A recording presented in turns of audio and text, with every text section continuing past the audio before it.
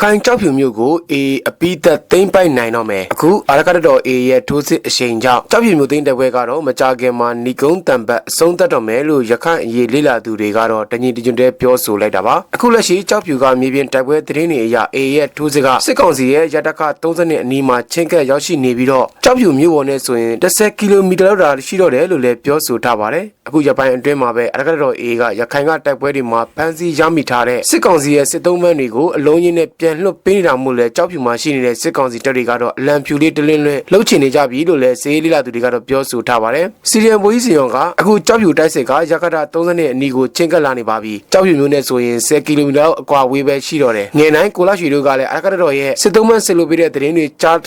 းသိထားပြီးလောက်ပြီဆိုတော့ကိုချီတို့စီမှာရိတ်ခွာသွားတွဲခြင်းတဲ့စိတ်တွေတဖွာဖွာပေါ်နေတော့ပြီလို့လဲသုံးသက်ပြောဆိုထားပါတယ်ကြောက်ဖြူမျိုးရဲ့စီးသတင်းတွေရအခုပြီးခဲ့တဲ့မေလ19ရက်နေ့ကအာရကတော်ကကြောက်ဖြူမျိုးနဲ့မင်းတပ်တောင်ကျေးရွာမှာရှိတဲ့စစ်ကောင်စီတပ်စခန်းနဲ့အစိုးရဆက်မှုလုံးကိုတင်နန်းကျောင်းတွေမှာတပ်ဆွဲထားတဲ့စစ်ကောင်စီတပ်တွေကိုသိမ်းပိုက်လိုက်ပြီလို့လည်းဒေသခံတွေနဲ့စီးရီးသတင်းတွေကပြောဆိုထားပါတယ်အခုနောက်ဆုံးရသတင်းတွေရတော့ကြောက်ဖြူမျိုးအနီးမှာဖြစ်ပွားနေတဲ့တိုက်ပွဲတွေဟာတနေ့နဲ့ပြင်းထန်လာတဲ့အတွက်တာမန်တရုတ်ဝန်ထမ်းတွေကတော့အခုရပိုင်းအတွင်းမှာပဲစစ်ရုံတွေကနေထွက်ပြေးတင်းရှောင်မှုတွေရှိနေတယ်လို့လည်းဒေသခံသတင်းမီဒီယာတွေမှာတော့ဖော်ပြထားပါတယ်ဒေသခံစီးရီးသတင်းမြင့်တူကတော့ရဲ့တိုက်ပွဲဖြစ်ပြီးတော့စစ်ကောင်စီဘက်ကတရုတ်စစ်ရုံတွေနဲ့ဧရိယာတွေကိုလုံခြုံရေးပုံစံနဲ့အင်အားတွေဖြည့်နေတယ်အမှန်ကကာဘာယူပြီးနေကြတာဒါတွေကိုစစ်ရုံတွေမှာရှိနေတဲ့တရုတ်လူသားတွေနဲ့မြန်မာဝန်ထမ်းတွေကသဘောပေါက်လာလို့ကြောက်လို့ထွက်ပြေးတင်းရှောင်နေကြတယ်လို့လည်းပြောဆိုထားပါတယ်ကြောက်ဖြူမျိုးနဲ့ဂုံချုံတိုက်နယ်မာလာကျွန်းဧရိယာတွင်းမှာရှိတဲ့တရုတ်စီမံကိန်းဧရိယာအနီးမှာတိုက်ပွဲတွေဖြစ်ပွားလာပြီးတော့စစ်ကောင်စီကအဲ့ဒီနေရာတွေမှာအင်အားဖြစ်တည်ပြီးလုံခြုံရေးယူထားကပြစ်ခတ်မှုတချို့လည်းစစ်ရုံနီးပတ်ဝန်းကျင်မှာဖြစ်ပွားနေတယ်လို့လည်းဒေသခံတွေကတော့ပြောဆိုထားပါတယ်ထွက်ပြေးတင်းရှောင်နေကြတဲ့အထက်မှာတရုတ်လူသားတွေအပါအဝင်မြန်မာလူသားတွေလည်းပါတယ်လက်နက်ကြီးတွေကလည်းနေတိုင်းပြစ်နေတယ်လေရင်ကဘုံကျဲတဲ့ဒရုန်းနဲ့တိုက်တဲ့အခြေအနေကစိုးရိမ်ရတဲ့နေတာဖြစ်လာတော့ထွက်ပြေးတင်းရှောင်နေကြပြီလို့လည်းကြောက်ဖြူကအခြေအနေကိုပြောဆိုထားပါတယ်တရုတ်ဝန်ထမ်းတချို့ကတော့တိုက်ပွဲဖြစ်ပွားမှုမရှိသေးတဲ့ကြောက်ဖြူတဘာဝတန်းငွေနဲ့ရေနံစိတ်ကမ်းစီမံကိန်းရှိတဲ့မဒေးကျွန်းဘက်ကိုတိတ်ရှောင်ကြပြီးတော့တရုတ်ဝန်ထမ်းအကြီးပိုင်းတချို့ကတော့ရန်ကုန်ကိုလေကြောင်းနဲ့တိတ်ရှောင်သွားကြတယ်လို့ကြောက်ဖြူမြို့ကမြို့သမီးတူကတော့ဒေတာသွင်းသတင်းမီဒီယာကို TV ပြောဆိုထားပါတယ်အခုလက်ရှိမှာပြင်းထန်နေတဲ့ကြောက်ဖြူမြို့နယ်တိုက်ပွဲတွေအတွင်းမှာတော့တရုတ်စစ်သား20လောက်ကဒရုန်းတွေကိုသူတို့ကိုယ်တိုင်ကင်တွယ်ထင်းချုပ်မောင်းနေပြီးတော့စစ်ကောင်စီဘက်ကနေဝင်ရောက်တိုက်ခိုက်ပေးနေတယ်လို့လည်း